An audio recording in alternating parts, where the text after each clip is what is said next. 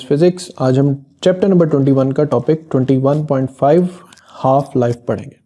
Important long question है, मुश्किल बिल्कुल नहीं है, बस गौर से सुनना और समझना है।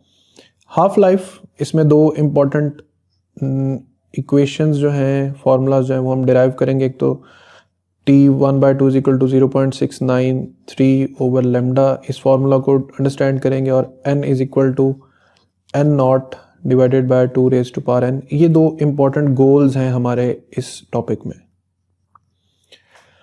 अब हाफ लाइफ को पहले डिफाइन कर लिया जाए कि it is the time during which half of the radio active nuclei decay.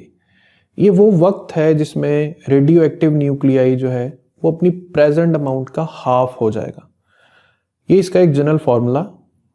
For example के यूरेनियम 238 की हाफ लाइफ है 4.5 बिलियन ईयर्स, और रेडियम 226 की हाफ लाइफ है फॉर एग्जाम्पल 1620 ईयर्स। अब इस एलिमेंट की एक एग्जांपल देता हूं मैं आपको कि लेट्स से आपके पास प्रेजेंट अमाउंट रेडियम की जो है वो पड़ी है 10 ग्राम्स। जैसे ही 1620 साल गुजरेंगे, रेडियम अपनी प्रेजेंट अमाउंट का हाफ हो जाएगा। उसके बाद फिर 1620 साल गुजरेंगे तो रेडियम अपनी उस प्रेजेंट अमाउंट का भी हाफ हो जाएगा। अब यहाँ पे थोड़ी सी मिसकॉन्सेप्शन आती है कि हाफ लाइफ डजंट मीन कि ये पहली हाफ लाइफ के बाद आधा हुआ है तो अगली हाफ लाइफ के बाद ये बिल्कुल ही खत्म हो जाएगा। नो, कॉन्सेप्ट याद रखना है कि जो प्रेजेंट अमाउंट है एलिमेंट ने उस अमाउंट का हाफ होना है। अब हाफ लाइफ का कॉन्सेप्ट जो है ये एक प्रोबेबिलिटी कॉन्सेप्ट है। फॉर एग्जाम्पल एक पॉपुलेशन एग्जाम्पल है कि हम कहते हैं कि एक शहर है जिसकी तकरीबन 1 मिलियन पॉपुलेशन है, और 1 मिलियन पॉपुलेशन के अकॉर्डिंग हम कहते हैं कि इस शहर में डेली 10 लोग मर जाते हैं। अब 10 लोग, ये एक इंफॉर्मेशन जो है इसमें हम स्टिल पर्टिकुलर नहीं कह सकते कि which person will die on that day. यानी 10 लोग डाई अप हो जाएंगे, ये एक प्रोबेबिलिटी है। क्यों? जितने ज्यादा लोग होंगे सारी बात है उतनी हमारी इंफॉर्मेशन एक्यूरेट भी होती चली जाएगी। कम लोग होंगे तो हमारी इंफॉर्मेशन में उतनी एक्यूरेसी नहीं होगी। सो जितने नंबर ऑफ पीपल ज्यादा होंगे उतनी हमारी इंफॉर्मेशन ज्यादा एक्यूरेट होगी कि जो नंबर ऑफ पीपल हैं that will die on a certain day. फिर मैं वहीं से बात शुरू करूंगा कि हम ये नहीं कह सकते कि कौन सा शख्स कब इस दुनिया से चला जाएगा। इट मीन्स ये प्रोसेस है स्पॉन्टेनियस। ठीक है, ये प्रोसेस क्या है? स्पॉन्टेनियस है।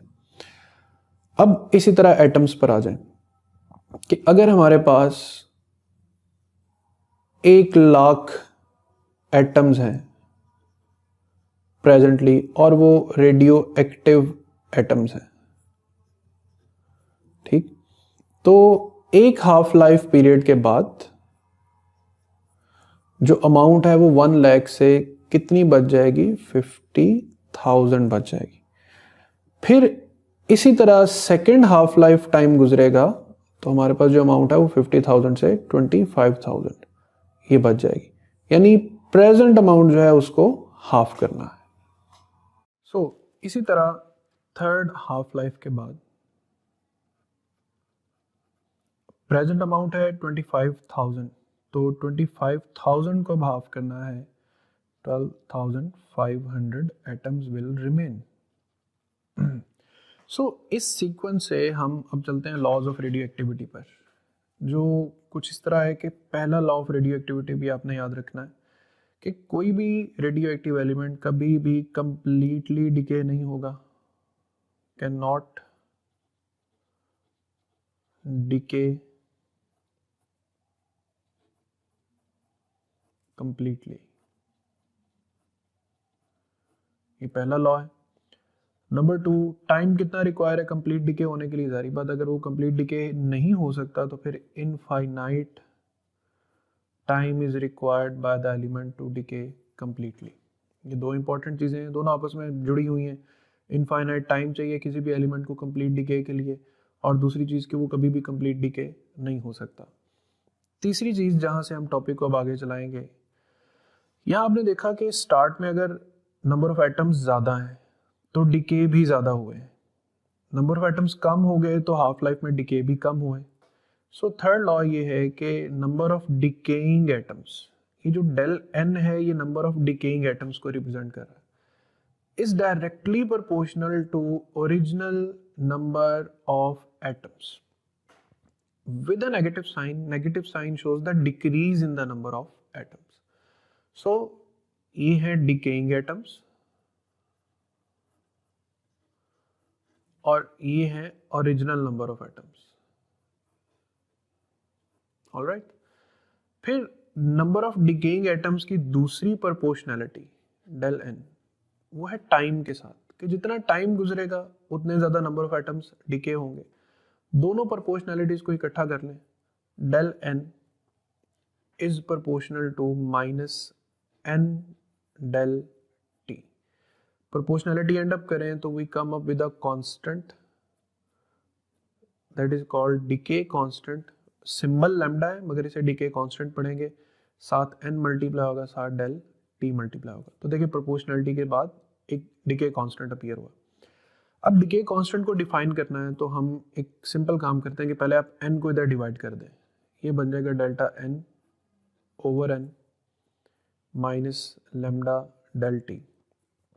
अब आप डेल टी को भी इधर डिवाइड कर दें, आप लिखें delta n over n by del T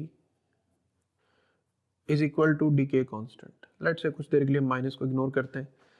तो डिके कांस्टेंट अब कैसे डिफाइन हो रहा है कि ये है fraction of decaying atoms.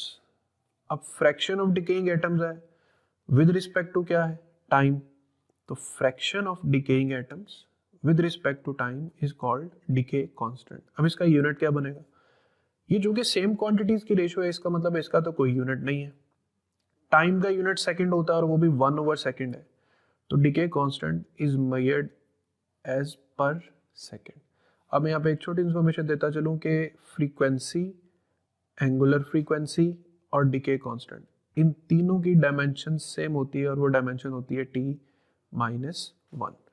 So again start from this point कि कितने ज़्यादा एटम डिके होंगे डिपेंड करता है प्रेजेंट अमाउंट पर, कितने एटम डिके होंगे डिपेंड करता है टाइम ड्यूरेशन पर। इक्वेट करें, प्रोपोर्शनैलिटी खत्म करें तो लैम्डा डिके कांस्टेंट है, डिके कांस्टेंट का यूनिट पर सेकंड है जस्ट लाइक अ फ्रीक्वेंसी। ठीक, अभी एंड में हम डिके कांस्टेंट का रिलेशन भी देखेंगे हाफ लाइफ टाइम के साथ। अब इसके बाद हम एक सिंपल इवैल्यूएशन करते हैं।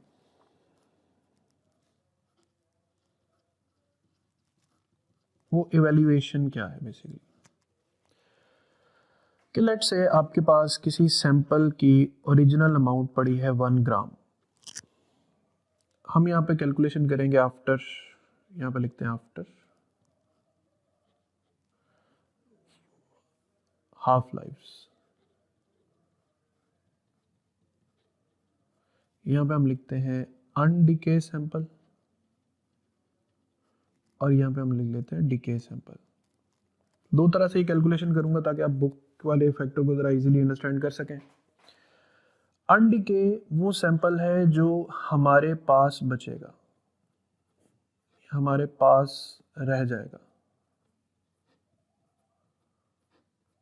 और डिके वो है विच इज सिंपली गॉन, जो अब हमारे काम का नहीं है। After half life, let's say after first half life, पहली हाफ लाइफ गुजरती है तो एक हाफ लाइफ में सैंपल हाफ रहता है, तो 1 ग्राम से, अब मैं ग्राम को यहाँ पे ज़रा यूज़ नहीं करूँगा, आपके पास कितना सैंपल बच जाएगा, वो बचेगा 1/2। और कितना डिके हो जाएगा, ओरिजिनल अमाउंट में से 1/2 को माइनस कर दें, आंसर इज 1/2। तो फर्स्ट हाफ लाइफ के बाद जितना सैंपल अनडिके है उतना ही सैंपल डिके हुआ है।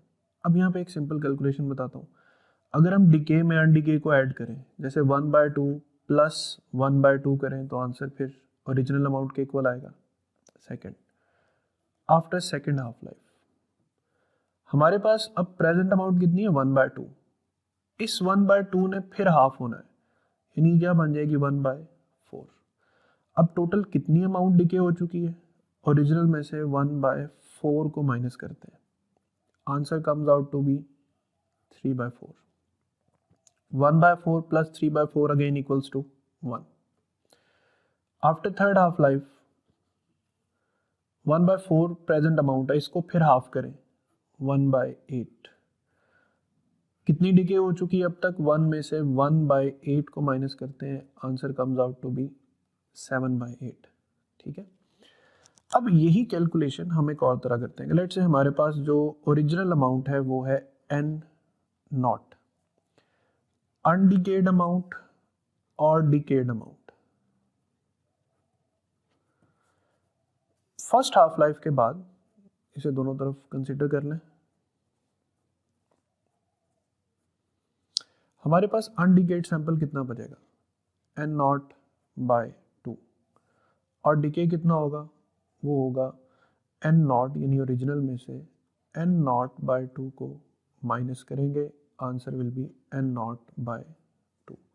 तो जितना अनडिकेड है उतना ही डिकेड है after first half life. Second half life के बाद n0/2 हमारे पास प्रेजेंट अमाउंट है, इसको भी हाफ कर दें, ये n0/4 हो जाएगी. कितनी डिके हो चुकी है? तो n0 यानी ओरिजिनल अमाउंट में से n0/4 को माइनस करेंगे तो we will get 3n0/4.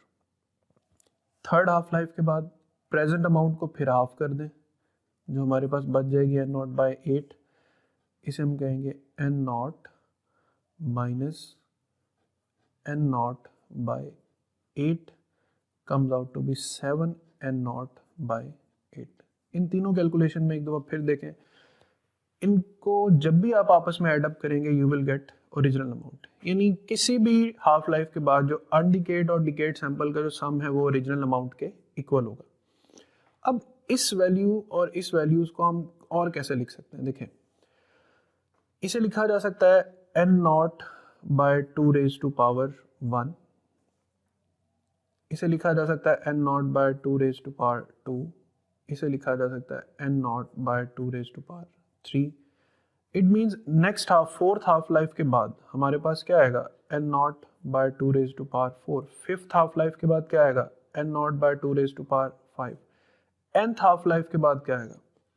n0/2 raised to power n. किस सैंपल के लिए? अनडिकेड के लिए.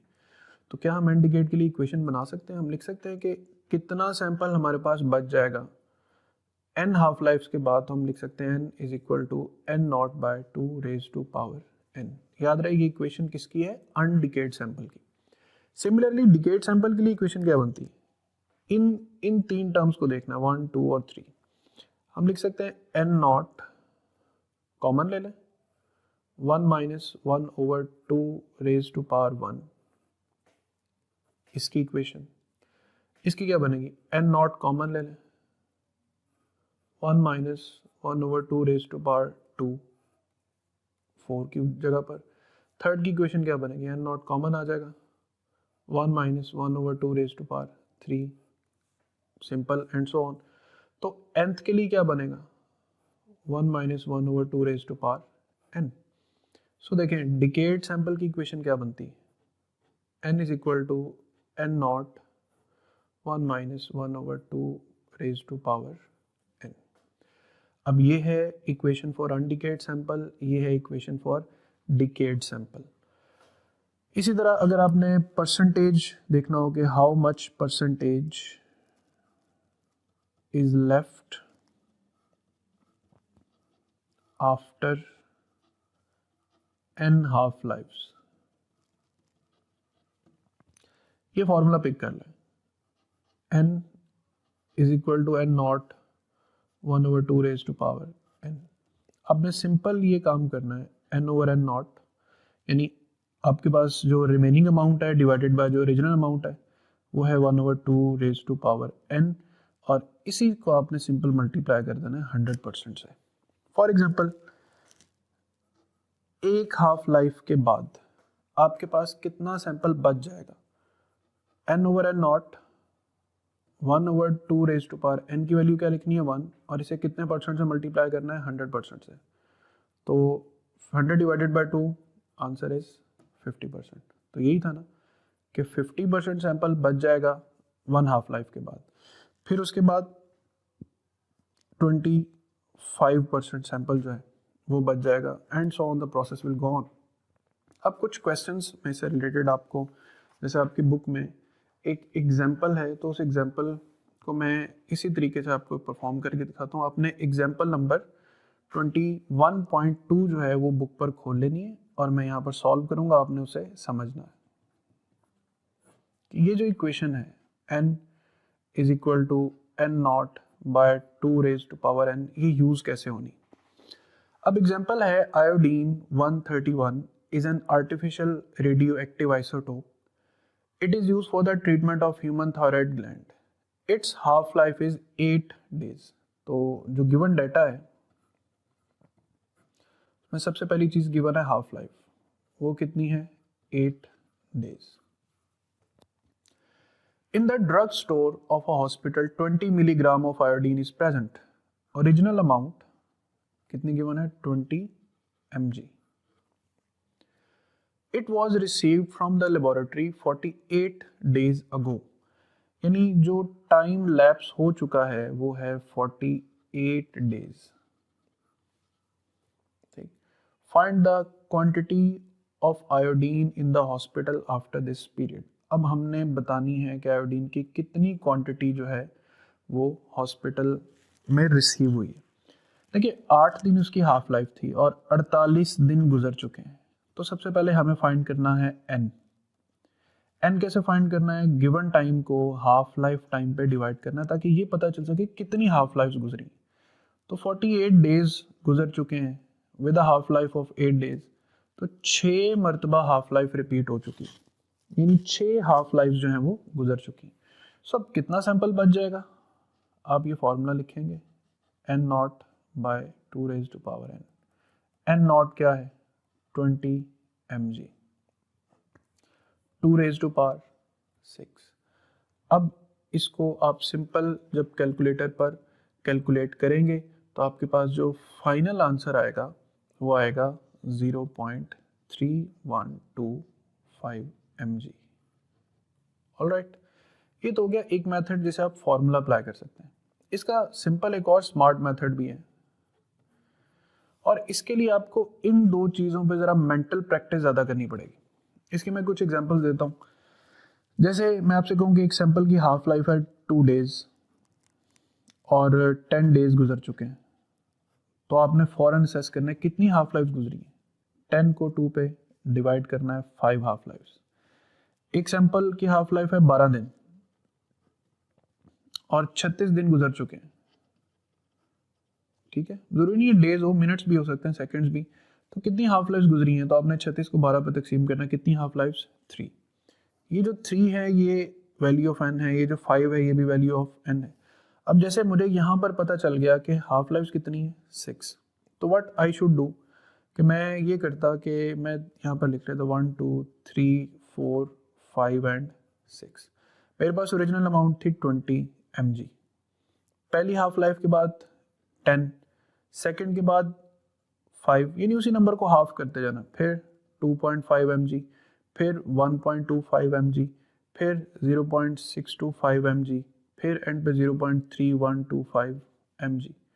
That's another simple smart way कि अगर आपको इस फार्मूला की कोफ्त से नहीं गुजरना या मुश्किल नहीं सहनी इस फार्मूला की, तो सिंपल याद रखें, नंबर ऑफ हाफ लाइफ्स का अंदाज़ा लगाएं कितनी हाफ लाइफ गुजर चुकी, और फिर ओरिजिनल सैंपल को रखें और जितनी हाफ लाइफ आई हैं उतनी दफ़ा उसको हाफ कर दें।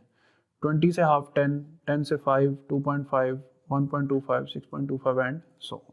So that's how you can solve the numerical problems. अब फाइनली बुक में जो चीज़ मेंशन है वो ये कि एक तो हाफ लाइफ का ये फार्मूला मेंशन है, ये हम सिंपल कैलकुलस अप्लाई करें तो हाफ लाइफ का ये एक फार्मूला आता है जो रिलेशन है इसका डिके कांस्टेंट के साथ 0.693 ओवर लैम्डा, जिसे natural log of 2 divided by lambda भी लिखा जा सकता है। लैम्डा डिके कांस्टेंट है और T1/2 हाफ लाइफ है। सो डिके कांस्टेंट की वैल्यू जितनी कम होगी किसी भी एलिमेंट की हाफ लाइफ उतनी ज़्यादा होगी, और जो हाफ लाइफ और डिके कांस्टेंट का जो प्रोडक्ट है it always remains constant, it is 0.693। फिर बुक में कुछ हाफ लाइफ मेंशन है पैराग्राफ में, वो आपने याद करनी है। वो हाफ लाइफ जैसे यूरेनियम है तो यूरेनियम की हाफ लाइफ 4.5 बिलियन ईयर्स है। यूरेनियम 238 इसकी हाफ लाइफ है 4.5 बिलियन ईयर्स, 10⁹ जो है वो बिलियन कहलाएगा। इसी तरह रेडियम है 226 16 20 ईयर्स इसकी हाफ लाइफ है। सिमिलरली जो रेडॉन गैस है, ठीक है, उसकी हाफ लाइफ है 3.8 डेज।